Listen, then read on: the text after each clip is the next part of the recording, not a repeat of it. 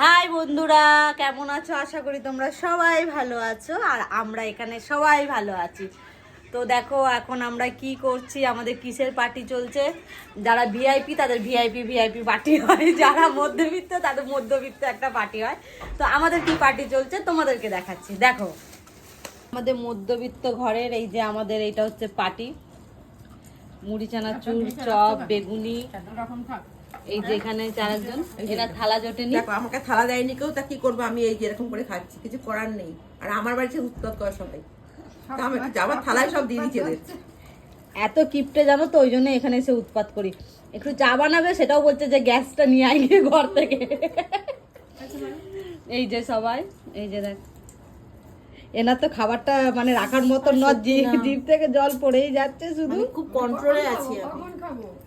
তার মধ্যে একজন নেই, খেতে খেতে উঠে গেছে, আমরা আছি। চলো খেয়ে নিই, টাটা বাই বাই।